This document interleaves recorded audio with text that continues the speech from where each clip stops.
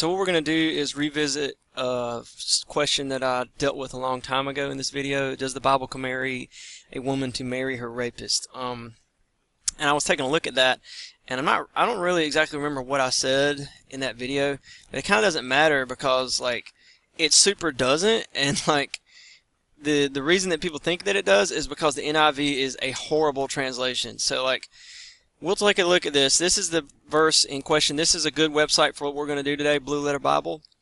And it says, if a man happens to meet a virgin who is not pledged to be married, right here in verse 22-28, not pledged to be married, and rapes her, and they are discovered.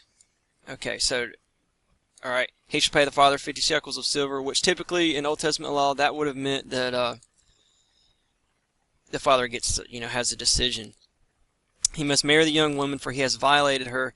He can never divorce her as long as he lives. Okay, and then you have the other one. Well, there's another law up here. If the young man happens to meet a young woman pledged to be married, so the other woman was not engaged, and this woman's engaged. Okay, so but in this earlier case up here in verse 25, it says, young woman pledged to be married and rapes her. Only the man who has done this shall die. Okay, so this seems like it's saying, a woman who's pledged to be engaged, is more important. Well, actually, that's not what it's saying at all. So this is just, I'm going to bring up the NASB, and we're just going to see, like, how ridiculous. Look at the difference. This is startling. This is honestly disturbing how different it is when we go from one translation to the other. Honestly disturbing. So, all right, here we are. If right here, right? If in the field the man finds the girl who is engaged and the man forces her and lies with her, then only the man who lies with her shall die.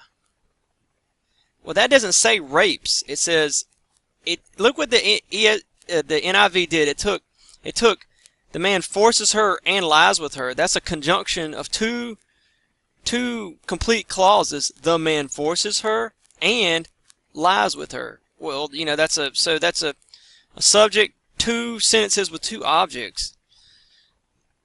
What in the world happened? Like, how did you turn that all into one word? Okay, and look at the other one. In this one, it's totally different. He finds a girl who's a virgin who's not engaged and seizes her and lies with her. Those are not the same word. Why did you translate those two phrases with a different word as just the word rape? All right, now this is the Blue Letter Bible, so you can actually look up which word is translated as seizes. All right, and seizes. All right, so Hebrew word tafas. And you can look it up in the basic Hebrew lexicon and see that what is the standard? To catch, handle, lay hold of, take hold of, seize, to grab somebody or something, right? To catch, grasp with the hands, all right? So that's the basic. So seize would be, according to the standard lexicon, seize would be a good translation of that, which is just sort of the standard rule of thumb. All right. Well, then the other one, he forces her and lies with her. So what's that word translated forces? Chazak. Well, that's a totally different word. Tofaz and chazak. Look at that. Like, those are not the same word. And then, like, we got the lexicon. What's the, standard translation?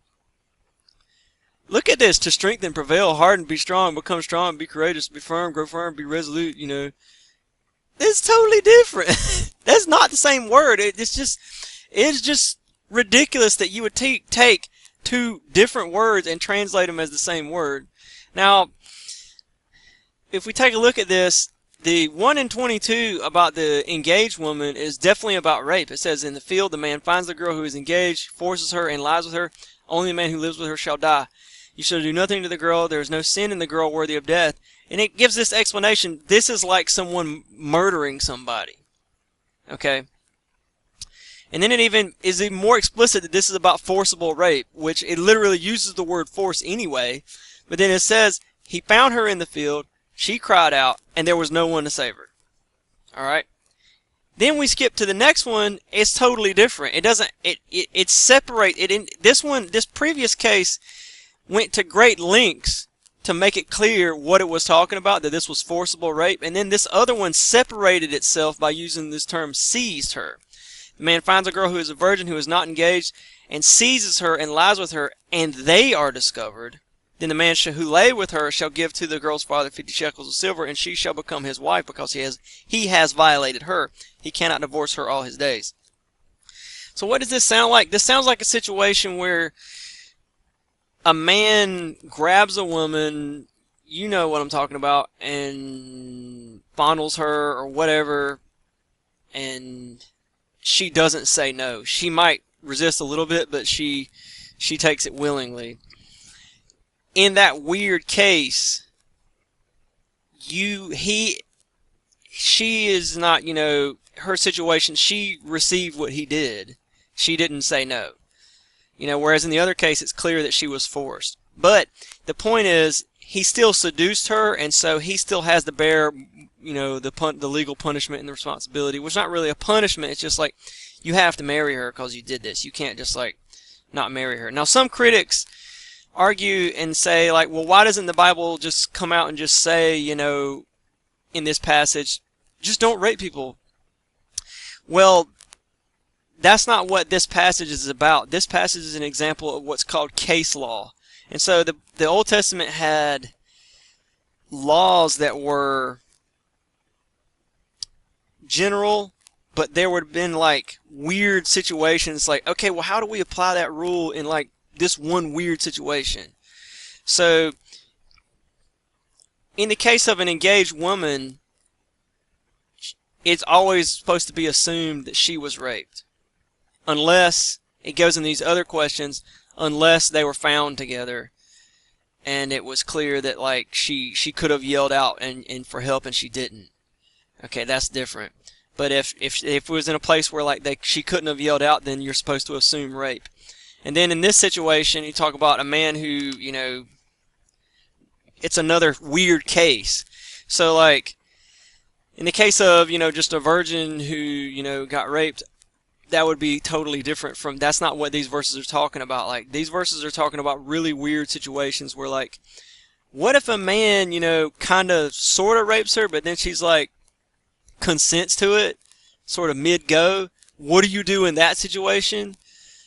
Well, she's not totally innocent in that, it wasn't really a rape because she consented, and she could have screamed out and she didn't.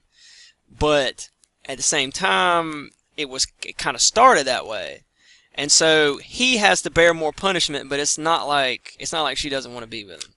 So that's why this verse is super clear if you just read it in the original. So anyway, I hope that makes some sense. And yeah, go to blueletterbible.com. The only verses that seem to really the translations that seem to do this passage justice are the NASB and the NIV. If you check it out.